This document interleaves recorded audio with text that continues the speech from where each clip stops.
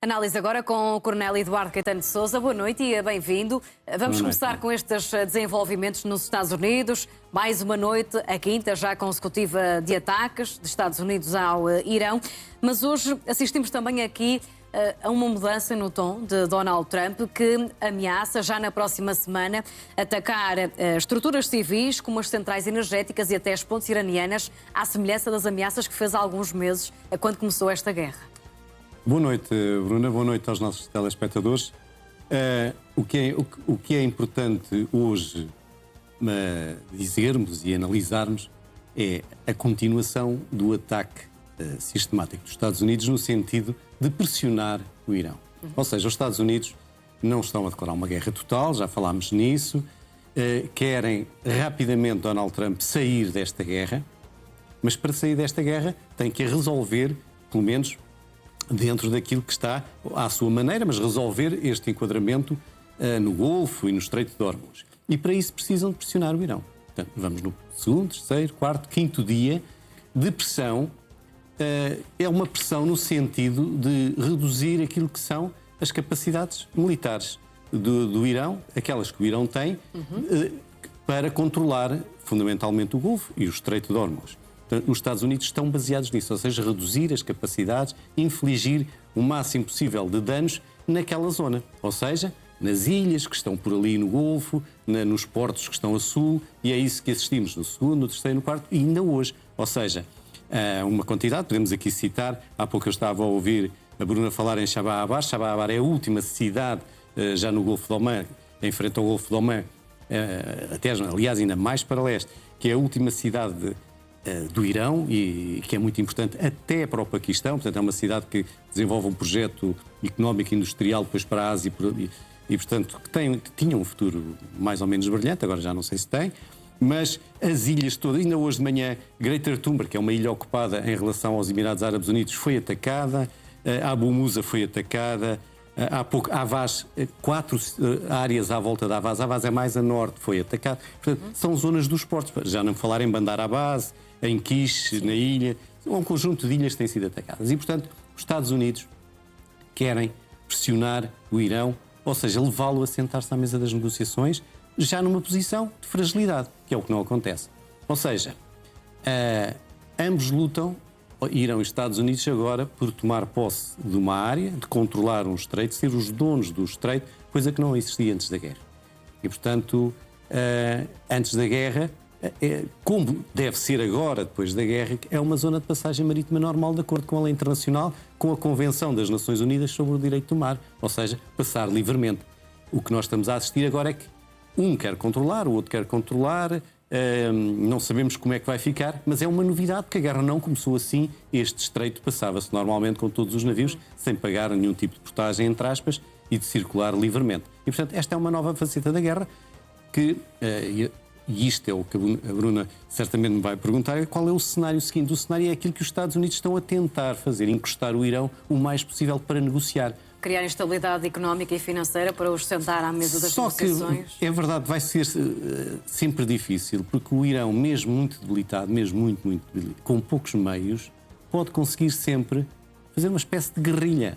Faz de úteis. Olha, por exemplo, os úteis no Iémen vão de vez em quando atingindo navios que passam.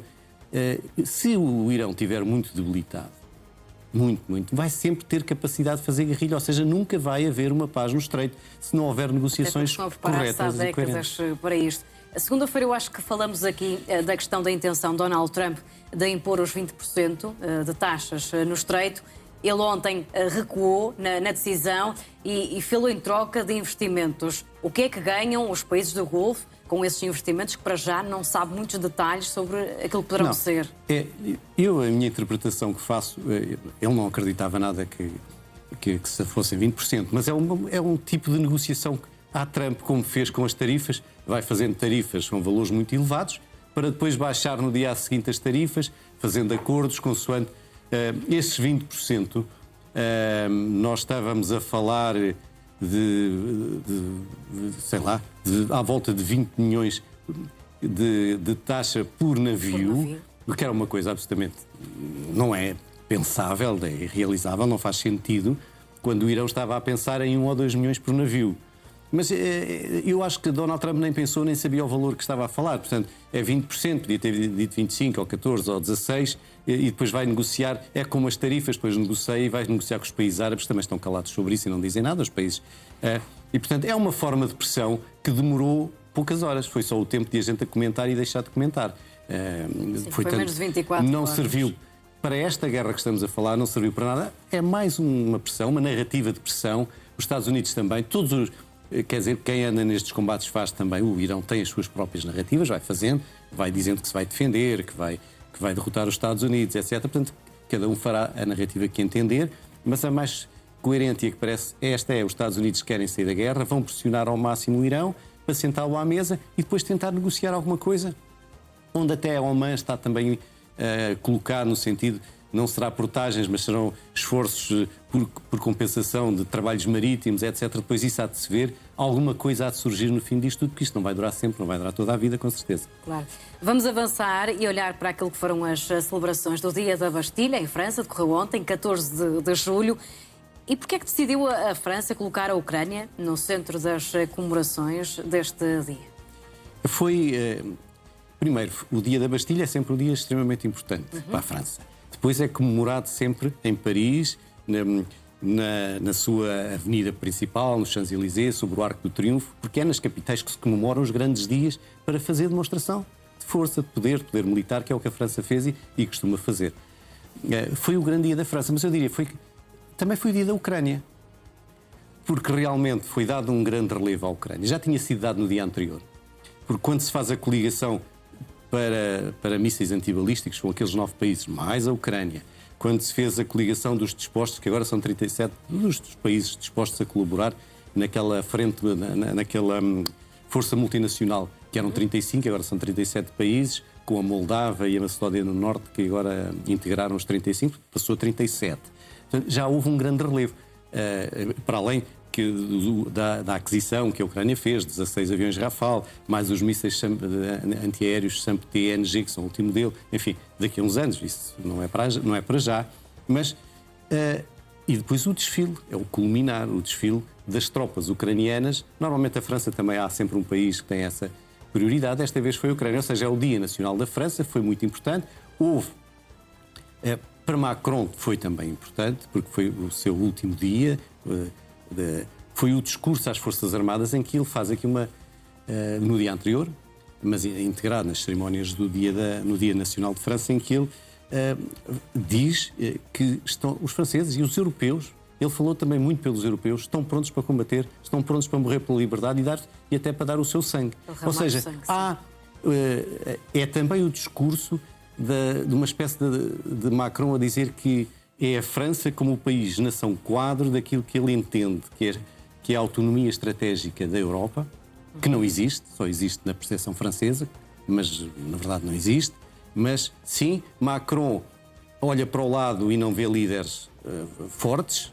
E quer afirmar-se como a figura da política externa? A nível europeu, sim, porque ele olha para o Reino Unido e vê um líder fraco, olha para a Alemanha e vê um líder fraco, olha para a Itália e vê uma líder mais ou menos, e não olha para lado nenhum, tirando a Polónia, tem muita dificuldade em ver líderes e, curiosamente, Macron é um líder, enfim, que tem esta projeção, mas a nível interno é fraco também, porque a França vive situações difíceis. E, portanto, ontem, a Bruna estava a perguntar, foi realmente a importância do Dia Nacional de França. Macron já tinha projetado este seu sentir de Europa, dizer que a França está aqui, não disse isto, mas para representar a Europa, nós somos o verdadeiro centro do esforço europeu, em especial contra a Rússia, porque é a Rússia que é a nossa grande ameaça e na defesa da Ucrânia. E ele conseguiu isso, o desfile militar também foi excelente, enfim, em todos os níveis, portanto, esse sentido de unidade foi feito. E o dia para a França, só para divergirmos e darmos alguma tranquilidade também, foi por várias coisas. Houve o jogo de futebol da final, aí não correu bem para a França. Não correu tão bem. E hoje, que não é o Dia Nacional da França, mas é o Dia da Soberania da Ucrânia, mas está tudo um pouco misturado. Estamos a falar do Dia da França e do Dia da Soberania da Ucrânia, em que a Presidente da Comissão Europeia foi de ser condecorada, em Kiev, e a França também tem aqui um papel importante. Hoje só, e também vou fugir aqui um bocadinho à sua pergunta, mas dizer que foi também importante para a França, porquê? porque o Parlamento hoje, ao fim de 50 anos, da primeira vez que foi aprova o direito de ajudar a morrer as pessoas. Ou seja, o direito à lei de morte assistida, como diz, de eutanásia, e portanto era um processo que já vinha há 50 anos e hoje foi mais uma promessa de Macron. Ou seja, Macron fez várias promessas, não foi a Fátima, mas fez várias promessas. Primeiro começou, e a primeira promessa foi no dia 2 de março, ou seja, alguns dias depois desta guerra. Lembra-se, esta guerra começou 28 de fevereiro, em 2 de março ele faz aquilo que é a questão nuclear, a questão da própria nuclear na Europa, ou seja, uma espécie de uma ação nuclear avançada ou ofensiva que a França resolveu trazer, porque a França tem um projeto nuclear único e quis dizer, não há Europa sem o nuclear. Se os Estados Unidos saírem, a França está aqui.